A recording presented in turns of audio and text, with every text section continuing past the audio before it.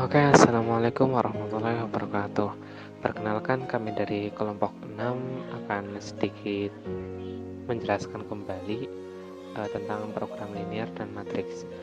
Sebenarnya materi ini sudah dijelaskan di pertemuan sebelumnya, namun pada pertemuan kali ini kita akan mereview kembali, kita akan mengingat kembali tentang program linear dan matriks. Nah, materi ini disusun oleh kelompok 6 yang beranggotakan Siti Komariah, kemudian Heri Purnomo, dan Iranida Ankhofia. Hal yang pertama akan kita bahas ialah program linear. Adapun peta konsep atau materi secara garis besar yang akan kita pelajari dari program linear ini meliputi bentuk umum dari program linear serta metode grafik dari program linear tersebut.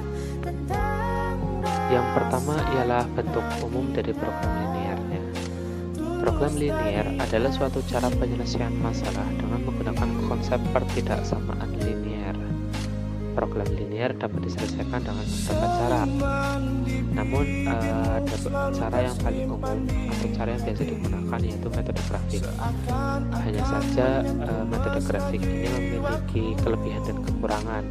Kelebihan metode grafik dapat digunakan jika variabelnya hanya terdapat dua variabel.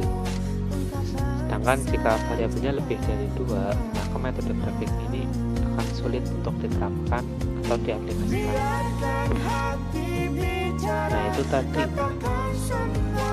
bentuk umum dari program linear apabila ditulis menggunakan secara bahasa ya. Nah, selanjutnya yaitu bentuk umum dari program linear apabila ditulis secara matematik, yaitu Z sama dengan C1 kali X1 ditambah C2 kali X2 ditambah hingga seterusnya sampai CR kali R. Dengan kendala bisa teman-teman pahami di situ. Nah, untuk tanda pertidaksamaannya tidak hanya menggunakan tanda kurang dari sama dengan, namun bisa juga menggunakan tanda kurang dari sama dengan, lebih dari sama dengan, ataupun sama dengan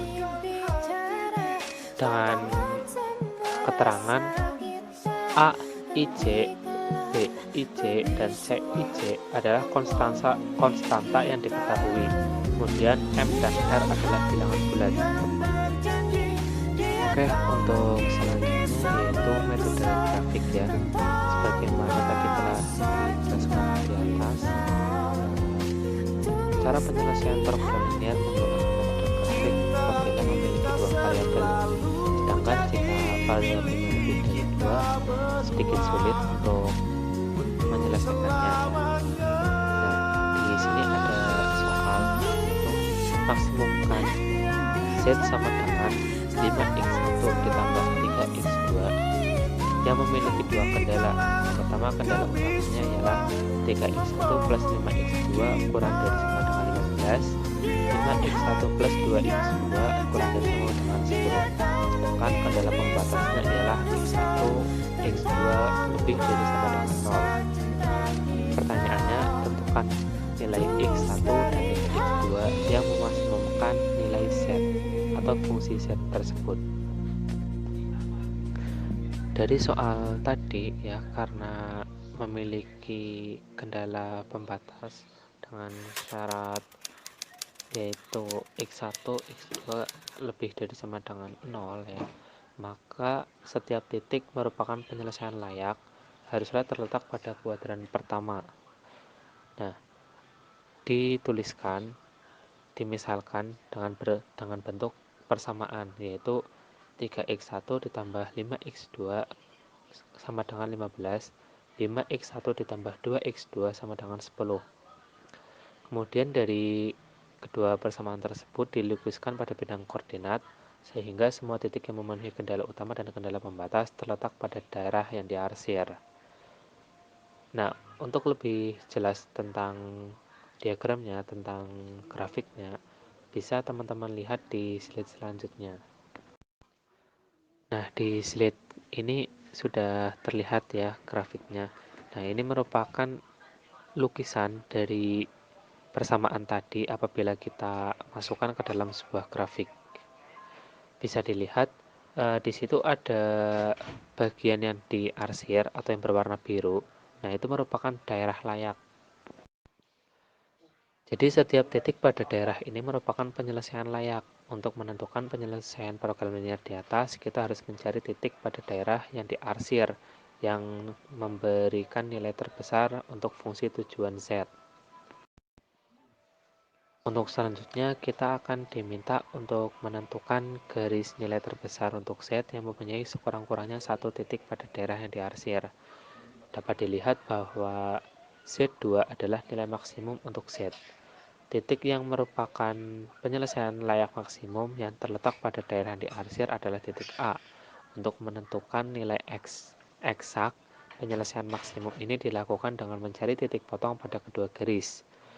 Nah, dari persamaan tersebut, selesaikan dengan metode eliminasi yang kemudian diperoleh X1 sama dengan 1,053 dan X2 senilai 2,36.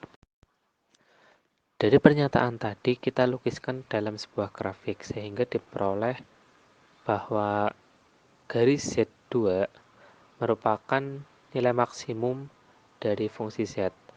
Nah, mengapa dinamakan nilai maksimum? Karena merupakan titik terjauh dari pusat 0,0 pada grafik yang diarsir tadi. Pada grafik yang diarsir tadi di atas sebelumnya tadi ya. Materi selanjutnya yaitu matriks. Di sini kami akan pelajari pengertian matriks, jenis matriks, operasi matriks, transpose matriks, determinan, dan inverse matriks. Yang pertama, pengertian matriks. Matriks adalah kumpulan bilangan atau unsur yang disusun menurut baris dan kolom tertentu. Bilangan-bilangan yang disusun tersebut dinamakan elemen-elemen atau komponen-komponen matriks. Dalam sebuah matriks ada istilah ordo. Yang dimaksud dengan ordo atau ukuran matriks adalah banyaknya baris, X banyak kolom dalam sebuah matriks. Nama sebuah matriks dituliskan dengan huruf kapital. Selanjutnya ada materi macam-macam matriks. Yang pertama ada matriks baris. Matriks baris adalah matriks yang terdiri dari satu baris. Contohnya matriks B, yaitu 1, min 2, 3, 4. Yang kedua ada matriks kolom. Matriks kolom adalah matriks yang terdiri dari satu kolom. Contohnya bisa dilihat sendiri. Yang ketiga ada matriks persegi. Matriks persegi adalah matriks yang banyak baris sama dengan banyak kolomnya. Kemudian yang empat ada matriks nol. Matriks nol adalah matriks yang semua elemennya nol. Yang kelima ada matriks identitas. Matriks identitas adalah matriks yang elemen diagonal utamanya sama dengan 1, sedangkan elemen-elemen lainnya sama dengan 0. Yang keenam ada matriks skalar, yaitu matriks yang elemen diagonal utamanya sama, sedangkan elemen di luar elemen diagonalnya bernilai 0. Yang ketujuh ada matriks diagonal, yaitu matriks persegi memiliki elemen di luar diagonal utama yang bernilai 0. Dan yang terakhir ada matriks segitiga atas, yaitu matriks persegi yang elemen diagonal bawahnya bernilai 0. Materi selanjutnya yaitu ada operasi matriks. Di sini kami akan memberikan 3 operasi matriks. Yang pertama ada penjumlahan, yang kedua pengurangan, dan yang ketiga perkalian matriks. Yang pertama ada penjumlahan matriks. Penjumlahan matriks adalah operasi penjumlahan dua matriks dengan menjumlahkan komponen-komponennya yang seletak. Dua matriks dapat dijumlahkan jika jumlah baris dan kolomnya sama. Matriks hasil penjumlahannya juga akan memiliki ordo yang sama pula. Contohnya, matriks 4, min 1, 3, 2 dijumlahkan dengan matriks 2, 1, min 4, 0. Pertama-tama kita menjumlahkan antara 4 dengan 2, kemudian min 1 plus 1, kemudian 3 plus min 4, dan 2 plus 0. Tinggal menjumlahkan. 4 plus 2 sama dengan 6, min 1 plus 1 sama dengan 0, 3 plus min 4 sama dengan min 1, kemudian 2 plus 0 sama dengan 2. Jadi hasil dari kedua matriks tersebut adalah 6, 0, min 1, 2. Yang kedua ada pengurangan matriks. Operasi pengurangan dapat dilakukan pada dua buah matriks yang memiliki ukuran yang sama ataupun order sama. Aturan pengurangan matriks yaitu dengan mengurangkan elemen-elemen yang bersesuaian pada kedua matriks. Contohnya ada matriks 4, min 1, 3, 2 dikurangkan dengan matriks 2, 1, min 3, 0. Caranya yaitu dengan mengurangkan setiap elemennya. Jadi 4 min 2 sama dengan 2, min 1 dikurangi 1 sama dengan min 2, 3 min minus 3 sama dengan 6. Kemudian 2 min 0 sama dengan 2. Jadi pengurangan dari 4 min 1, 3, 2 dikurangi matriks 2, 1, min 3, 0 sama dengan matriks 2, min 2, 6, 2. Kemudian ada perkalian matriks. Perkalian matriks atau produk matriks adalah suatu operasi biner yang menghasilkan suatu matriks dari dua matriks dengan entry dalam suatu medan atau secara lebih umum dalam suatu gelanggang atau bahkan suatu semi gelanggang. Contoh, matriks 1, 2, 3, 4, 0, 1 dikalikan dengan matriks 1, 2, 3, 1, min 1, 2. Caranya sama dengan mengalihkan antara baris dengan kolom, yaitu 1 dikali 1 plus 2 dikali 3 plus 3 dikali min 1. Kemudian 1 dikali 2 plus 2 dikali 1 plus 3 dikali 2. Selanjutnya 4 dikali 1 plus 0 dikali 3 plus 1 dikali min 1. Selanjutnya 4 kali 2 plus 0 dikali 1 plus 1 dikali 2. Kemudian dapat dihasilkan jumlah 4, 10, 3, 10. Materi yang selanjutnya yaitu transpos matrik. Transpos matrik adalah suatu bentuk operasi matrik di mana susunan baris diubah menjadi kolom dan susunan kolom diubah menjadi baris. Baris ke P diubah menjadi kolom ke P atau kolom ke Q diubah menjadi kolom ke Q.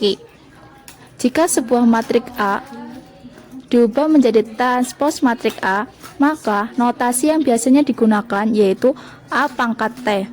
Seperti contoh, diketahui matrik A 9, 8, 7, 6, 5, 4, 3, 2, 1. Maka transpos matrik A menjadi 9, 6, 3, 8, 5, 2, 7, 4, 1. Selanjutnya determinan matrik. Determinan dari suatu matrik A dinotasikan dengan biasanya ditulis dengan simbol det dalam kurung A. Determinan hanya dimiliki oleh matrik yang berbentuk persegi. Yang pertama, determinan matrik ordo 2 kali 2. Jika diketahui matrik A, B, C, dan D, maka determinan A sama dengan AD min BC. Kemudian yang kedua yaitu determinan matrik ordo 3 kali 3. Jika diketahui matrik A yaitu A, B, C, D, E, F, dan G, H, dan I. Untuk mencari determinan ordo 3 kali 3, kita menggunakan aturan Sarus. Langkah yang pertama yaitu tulis kembali kolom ke-1 dan kedua di sebelah kanan matrik A. Kemudian langkah yang kedua, tarik matrik tersebut mengikuti pola garis putus-putus seperti pada gambar. Dan jangan lupa perhatikan tanda plus dan min. Jadi rumus determinan A menjadi A kali E kali I ditambah B kali F kali G ditambah C kali D kali H dikurangi C kali E kali G dikurangi A kali F kali H dikurangi B kali D kali I. Kemudian dapat kita lihat contoh mencari determinan matrik ordo 3 kali 3. Langkah yang pertama, kita lihat matrik A adalah 2, 1, 3, 1, 4, 2, 3, 1, 2. Yang pertama, tulis kembali kolom ke-1 dan kedua di sebelah kanan matrik. Kita tulis 2, 1, 1, 4, dan 3, 1. Ke langkah yang kedua, kemudian tarik matrik mengikuti pola garis putus-putus seperti pada gambar yang di atas. Dan jangan lupa perhatikan tanda plus dan min. Sehingga dihasilkan 2 kali 4 kali 2 ditambah 1 kali 2 kali 3 ditambah 3 kali 1 kali 1 dikurangi 3 kali 4 kali 3 ditambah 2 kali 2 kali 1 ditambah 1 kali 1 kali 2 diperoleh 16 ditambah 6 ditambah 3 min 36 plus 4 plus 2 sama dengan 25 min 42 sama dengan min 17. Materi yang selanjutnya yaitu inverse matrik. Suatu matrik A memiliki inverse atau kebalikan jika terdapat matrik B yang memenuhi persamaan AB sama dengan PA sama dengan 1. Dengan 1 adalah matrik identitas. Notasi dari inverse suatu matrik A adalah A pangkat min 1. Inverse dari suatu matrik berordo 2 kali 2 dapat dirumuskan sebagai berikut. Diketahui matrik A, B, C, dan D. Maka untuk inverse matrik A yaitu 1/AD min BC dikali D dikali min B kali min C kali A. Untuk posisi AD posisinya dibalik. Kemudian untuk BC posisinya tetap. Tandanya cuma berubah menjadi negatif. Nah, dapat kita lihat contoh inverse matrik. Tentukan inverse matrik A yang beranggotakan 2, min 3, min 2, dan 4. Penyelesaiannya, inverse matrik A yaitu 1/AD min BC dikali D dikali min B kali min C kali A. Lah, kita masukkan angkanya menjadi 1/2 dikali 4 min 2 dikali min 3 dikali matrik 4, 3, 2, 2 menjadi hasilnya 2, 3/2, 1, 1. Sekian presentasi dari kelompok kami, kurang lebihnya mohon maaf. Wassalamualaikum warahmatullahi wabarakatuh. Standing here in an empty room, I saw you there on the bed.